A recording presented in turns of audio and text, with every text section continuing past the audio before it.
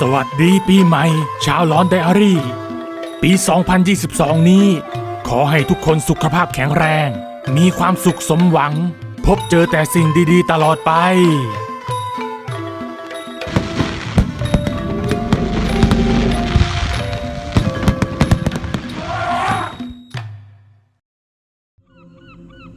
การที่มองสิ่งใดไม่เห็น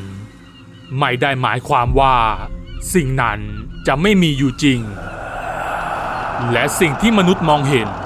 มีน้อยกว่าสิ่งที่มองไม่เห็นด้วยซ้ำซึ่งความเชื่อ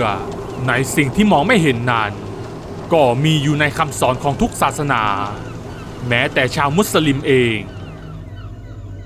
และสิ่งที่เรานำมาเล่าให้เพื่อนๆได้ฟังในครั้งนี้ไม่ใช่พูดผีแต่เป็นสิ่งที่ถูกสร้างขึ้นมา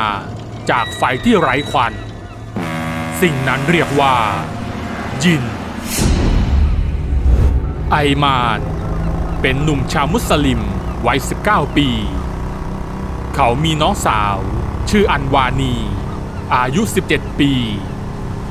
พวกเขาอาศัยอยู่ไม่ห่างจากชายฝั่งทะเลมากนักและอาชีพที่ทำกันมาโดยตลอด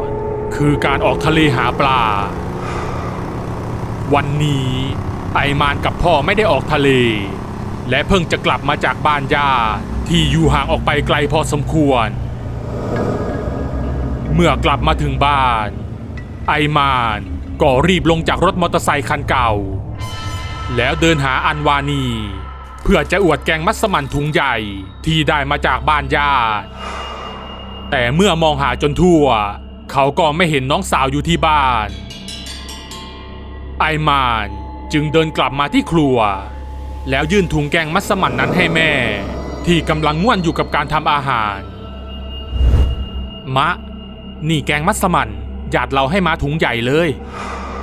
กลับมาแล้วเหรอไอยมานลูกสบายดีแล้วใช่ไหมทำไมถามแบบนั้นล่ะมะลูกไม่ได้เป็นอะไรซะหน่อย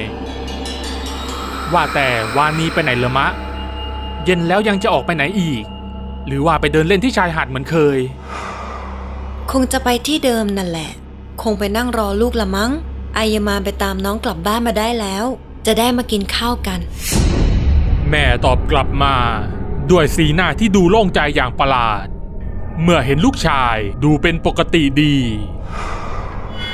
แม้ไอมานจะสงสัยแต่ก็ไม่ได้ถามอะไรต่อ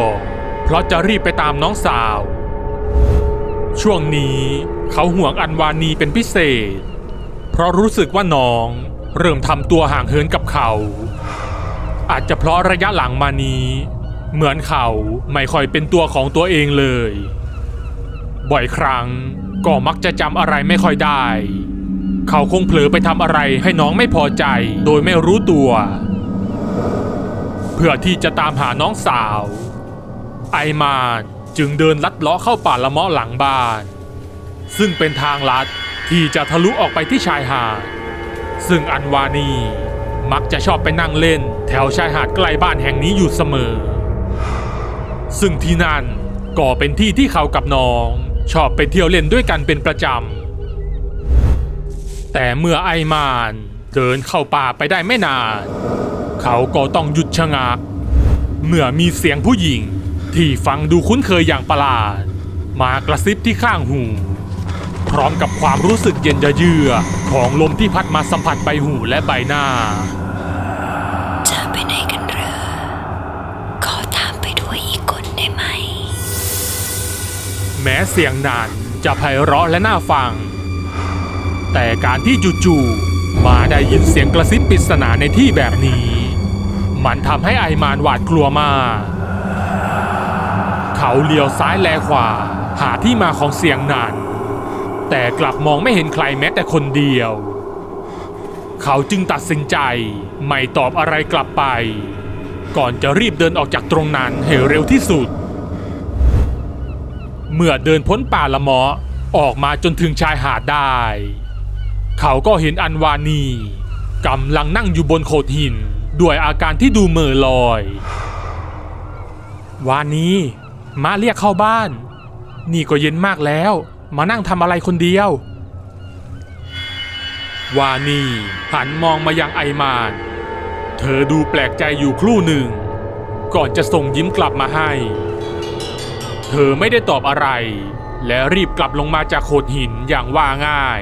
แล้วเดินเข้ามาหาพี่ชายก่อนที่ทั้งคู่จะพากันเดินกลับไปที่ป่าละเมาะอีกครั้งในขณะที่เดินลัดเลาะป่ากันอยู่นานจู่ๆวานีก็ได้ถามขึ้นบังรู้จักยินใช่ไหม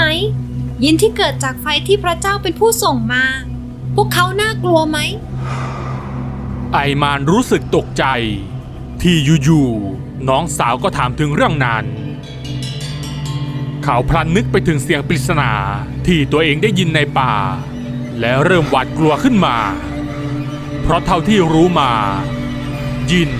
เป็นทั้งสิ่งดีและสิ่งไม่ดีซึ่งยินที่ชั่วร้ายนั้นก็มักจะจำแรงกายเป็นคนหรือสัตว์เพื่อล่อลวงให้ผู้คนมานับถือตนหรือทำในสิ่งที่ตนปรารถนาอีกทั้งยังเข้าสิงผู้คนได้อีกด้วยซึ่งยินจำพวกนี้จะอยู่ในมิติทับซ้อนกับโลกมนุษย์พวกเขาสามารถมองเห็นมนุษย์ได้เป็นเรื่องปกติแต่มนุษย์นั้นยากนักที่จะมองเห็นยินได้ไว้เรากินข้าวกันเสร็จค่อยถามป้ากับม้าดีกว่าตอนนี้รีบกลับกันเถอะวานีเขาพูดตัดบทพร้อมกับคว้าไปที่ข้อมือของอันวานีแล้วรีบจูงแขนให้น้องรีบสาวเท้าให้เร็วขึ้นเมื่อมาถึงบ้านอันวานีก็ขอตัวไปอาบน้ำก่อนส่วนไอมานก็เดินไปหาพ่อที่กำลังนั่งมวนยาเส้นอยู่ที่แคร่ใต้ต้นหมากกล่าวว่าจะเข้าไปถามเรื่องยินแต่แล้วไอมานก็ต้องพักความคิดนั้นเอาไว้เมื่อสายตาเหลือบไปเห็นหญิงสาวมุสลิมที่คุ้นหน้าแต่กลับไม่รู้ว่าเธอคือใครเธอเดินหายเข้าไปในป่าละเมาะไอมานเห็นแบบนั้นก็รีบชวนพ่อให้เข้าบ้านด้วยกันทันทีคืนนั้นเมื่อทุกคนมานั่งล้อมวงกินข้าวไอมานก็รู้สึกได้ว่าทุกคนมองมาที่เขาอย่างผิดปกติเหมือนกำลังสังเกตอะไรเขาอยู่ป้ามามีอะไรหรือเปล่าวานีก็ด้วยทำไมมองบังบ่อยจังไอยามาไม่รู้สึกบ้างหรอว่า2 วันที่ผ่านมาลูกไม่ได้ออกไปไหนมาไหนเลยข้าวปลาก็ไม่กินถ้าป้าไม่ลงมือทำอะไรบางอย่างลูกคงยังหมกตัวอยู่แต่กับห้องนั่นแหละมาพูดเรื่องอะไรลูกไม่เข้าใจคนที่โดนยินเข้าใกล้มักจะไม่ค่อยเป็นตัวของตัวเองมักจะเก็บตัวไม่ค่อยออกไปไหนมาไหนถ้าอาการหนักก็อาจจะโดนยินเข้าสิงได้แต่ก่อนบางจะพาวานีไปเดินเที่ยวชายหาดเป็นประจำและไปนั่งเล่นกันที่โขดหินจนวันที่บางพาผู้หญิงเข้าบ้านมานั่นแหละบางก็เปลี่ยนไปไอมานฟังทุกคนมาถึงตรงนี้ก็รู้สึกตกใจได้แต่สับสนว่านี่มันเกิดอะไรขึ้นกับเขากันแน่เพราะเขาจำสิ่งที่ทุกคนพูดไม่ได้เลยเดี๋ยวนะวานีที่บอกว่าบางพาผู้หญิงเข้าบ้านเรื่องราวมันเป็นมายังไงบางอยากรู้บางฟังวานีนะวานีจะเล่าทั้งหมดให้ฟังอันวานีนิ่งไปชั่วครู่ก่อนจะเล่าว่าเมื่อ3 วันก่อนตอนประมาณ5 โมงเย็นไอมานพาเธอไปเที่ยวที่หาดเหมือนเช่นทุกครั้งแต่พอทั้งคู่เดินอยู่ในป่าละเมาะจู่ๆไอมานก็ได้หยุดเดินกระทันหันแล้วพูดออกมาว่าอยากไปด้วยก็ตามมาสิซึ่งในตอนนั้นอันวานีเห็นมีแค่แมวดำตัวใหญ่นั่งอยู่บนกิ่งขนุนแต่ไม่เห็นว่าจะมีใครอยู่แถวนั้นเลยพอตอนขากลับไอมานก็พูดชวนให้ใครอีกก็ไม่รู้ให้ตามมาตอนนั้นอันวานีเริ่มกลัวเลยเดินตามพี่ชายห่างๆและพอพ้นต้นขนุนต้นหนึ่งก็มีหญิงสาวรูปร่างดีหน้าตาสะสวย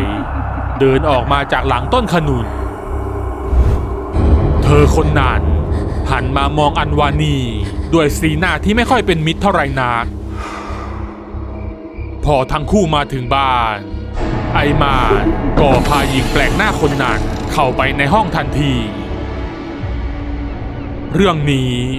อัญวานีได้บอกพ่อแม่แล้วแต่ไม่มีใครเห็นเหมือนกับที่อัญวานีเห็น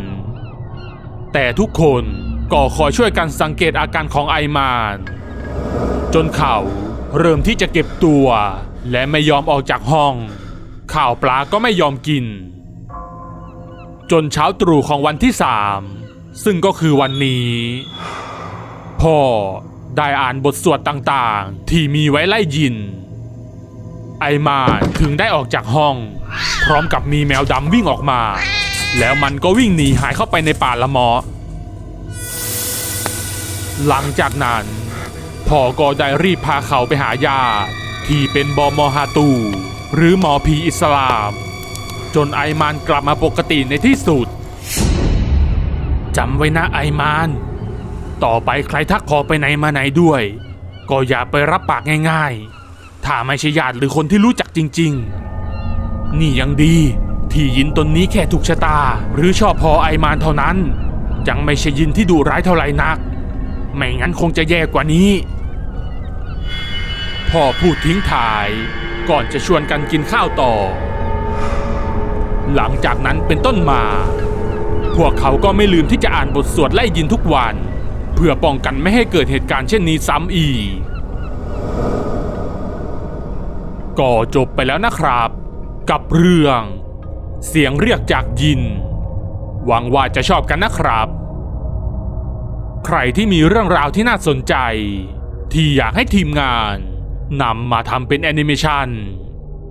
ก็สามารถส่งเข้ามาที่แฟนเพจหลอนไดอารี่ได้เลยนะครับถ้าชอบคลิปนี้ก็อย่าลืมกดถูกใจและกดติดตามหลอนไดอารี่